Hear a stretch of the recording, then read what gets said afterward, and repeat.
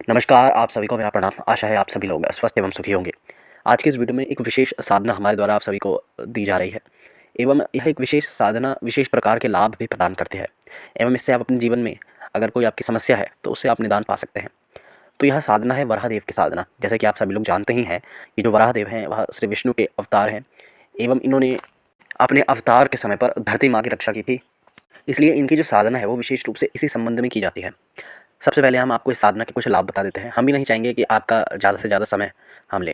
तो सबसे प्रमुख लाभ, अगर आपके जीवन में कभी भी कोई ज़मीन जायदाद से संबंधित कुछ समस्या है या ज़मीन से संबंधित हमेशा विवाद रहता है, इससे संबंधित कोई झगड़ा रहता है, तो इस साधना के प्रभाव से वह जो झगड़ा है उसकी तीव्रता में कमी आएगी एवं पैतृक संपत्ति जिसको कहते हैं एवं जितने भी प्रकार की ये जो संपत्ति होती है, ये जो सुख होता है, यह आपको प्राप्त होगा।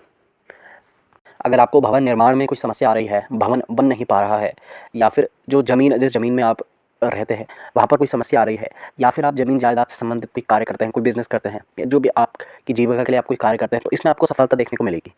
मूल रूप से इस साधना से विशेष रूप से सभी प्रकार की लक्ष्मी की प्राप्ति होती है।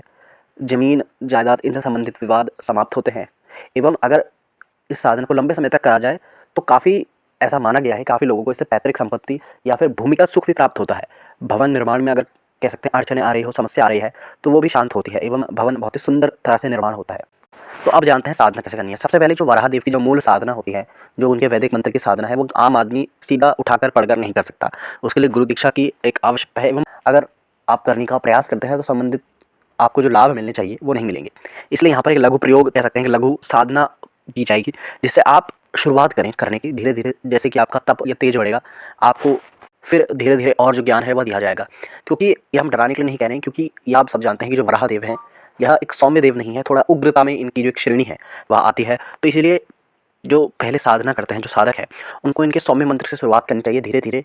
अगर इनकी मूल साधना कोई करना चाहता है और जिसके बहुत सारे लाभ साधक को जीवन में मिलते हैं, अगर कोई वैसी साधना करना चाहता है तो दीक्षा लेकर या सर्वप्रथम ब्राह्मण के द्वारा घर में अनुष्ठान कराने पर ही यह साधना करनी चाहिए। अब सर्वप्रथम हम आते हैं अपनी साधना पर। जो लघु प्रयोग हम आपको यहाँ पर बताने जा रहे हैं, उससे पहले हम आपको ये बता दें कि अगर आप इच्छुक हैं साधनाओं को प्राप्त करने के लिए, साधनाओं से संबंधित ज्ञान को सीखने के लिए, तो आप हमारे टेलीग्राम चैनल पर जुड़ सकते हैं। आते हैं साधना विधान पर। तो सर्वप्रथम यह जो साधना है, यह आप किसी भी शुभ मुहूर्त या फिर एक कोई विशेष पर्व जिस समय पर आते हैं उस समय से शुरू कर सकते हैं, या फिर गुरुवार से साधना शुरू कर सकते हैं, या फिर ब्रह्म मुहूर्त में कर सकते हैं 4 से 6 बजे के समय सुबह सुबह, या फिर रात्रि में 9 बजे के बाद यह साधना आप कर सकते हैं।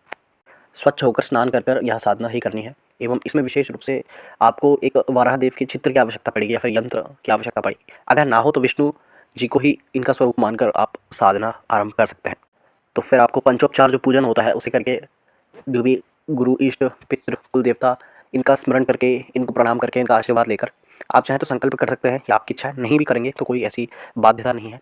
फिर आपको जो यहाँ पर एक मंत्र आपको बताया जाएगा स्क्रीन में, इसके आपको लगभग 11 माला या फिर कह सकते हैं 21 माला इसका जाप करना है और यह आपको लगभग 21 दिनों तक करना है। 21 दिनों के अंदर ही अंदर आपको प्रभाव थोड़ा बहुत दिखने लगेगा। आप चाहें तो इसको बढ़ा भी सकते हैं 41 दिन तक, या फिर आप 21 दिनों के बाद थोड़ा विश्राम लेकर फिर कर सकते हैं। इसमें आप चंदन की माला या फिर तुलसी की माला, जो भी आपके लिए उपस्थित हो, उसका इस्तेमाल आप इसमें कर सकते हैं।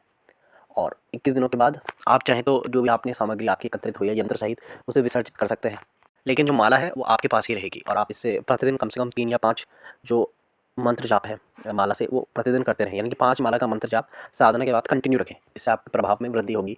अब जो लोग साधना नहीं कर सकते लंबे समय तक, या जिनको बंधन में नहीं रहना है, क्योंकि जब तक आप ये 21 दिनों की लघु साधना करेंगे, सारे नियमों का, ब्रह्मचर्य से लेकर सात्विक भोजन तक, सभी नियमों का पूर्ण तरह से पालन होना चाहिए।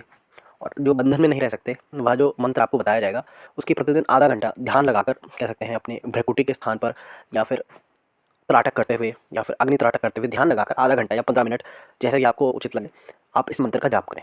और धीरे धीरे इस जो अवधि है इसको बढ़ाते रहें, आपको लाभ दिखने लगेगा। आशा है यह साधना आपको अच्छी लगेगी, अपने जीवन में आप इसको उतारें और विशेष लाभ प्राप्त करें। नमस्कार।